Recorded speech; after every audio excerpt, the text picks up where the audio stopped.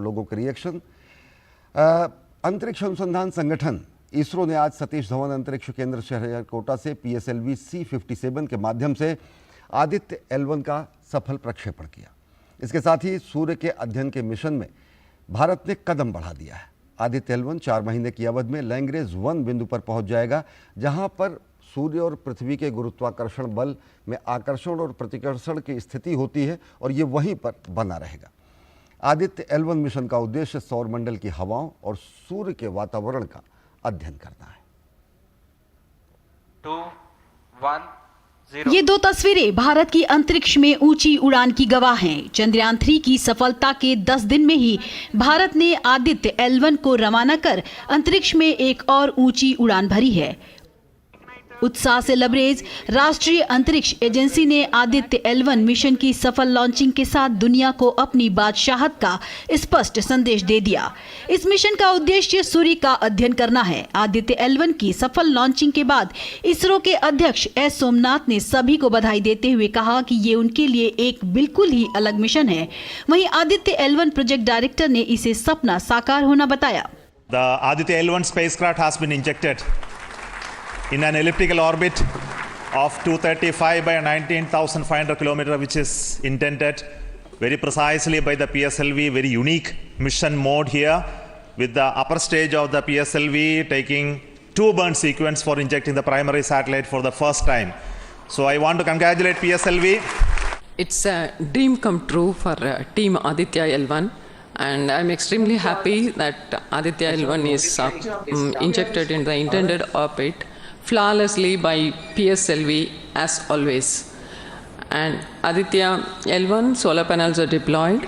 सूर्य के बारे में जानने की इच्छा मानव के मन में आदिकाल से ही रही है। ऐसे में ये मिशन उन तमाम जिज्ञासाओं का उत्तर खोजने में महत्वपूर्ण भूमिका निभाएगा।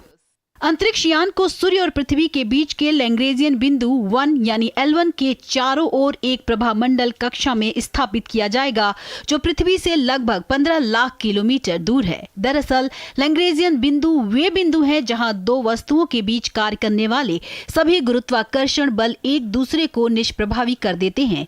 इस वजह से L1 बिंदु का उपयोग अंतरिक्ष यान के उड़ने के लिए किया जा सकता है। आदित्य L1 को लैग्रेंजियन बिंदु L1 तक पहुंचने में करीब 4 महीने का समय लगेगा। इस वक्त यह 15 लाख किलोमीटर का सफर तय करेगा। चंद्रयान 3 की तरह यह भी अलग अलग कक्षा से गुजरकर अपने गंतव्य तक पहुंचेगा, यानी आदित्य L1 को भी सीधे नहीं भेजा गया है। आदित्य L1 सूर्य के वायुमंडल के सबसे बाहरी भाग, सौर कोरोना की बनावट, इसके तापमान, सौर विस्फोट और सौर तूफान के कारण और उत्पत्ति को लेकर जानकारी जुटाएगा। मिशन के जरिए सूरज में होने वाले सबसे शक्तिशाली विस्फोट जो सीधे पृथ्वी की ओर आते हैं, उनकी उत्पत्ति, विकास और गति के साथ ही सौर हवाओं और अंतरिक्ष के मौसम को प्रभावित करने वाले कारकों का अध्ययन किया जाएगा।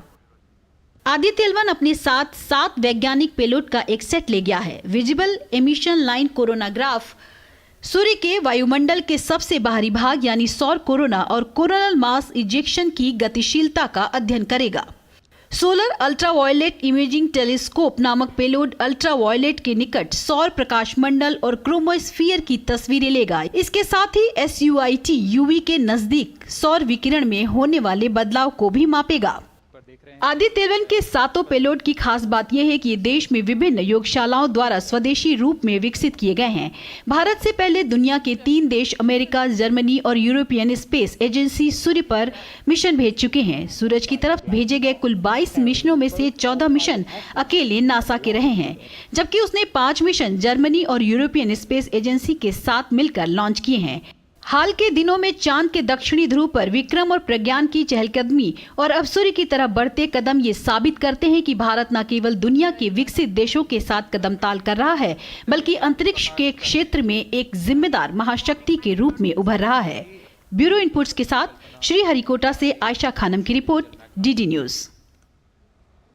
और राष्ट्रपति द्रौपदी मुर्मू ने आदित्य L1 मिशन के लॉन्च पर देशवासियों को बधाई दी। उन्होंने ट्वीट कर कहा, भारत के पहले सौर मिशन आदित्य L1 का प्रक्षेपण ऐतिहासिक उपलब्धि है, जो भारत के स्वदेशी अंतरिक्ष कार्यक्रम को एक नए पथ पर ले जाएगा। इससे हमें अंतरिक्ष और खगोलीय घटनाओं को बेहतर ढंग से समझने में मदद मिलेगी। मैं वैज्ञानिकों और इंजीनियरों को बधाई देती हूँ इसरो के इस असाधारण मिशन की सफलता के लिए मेरी शुभकामनाएं।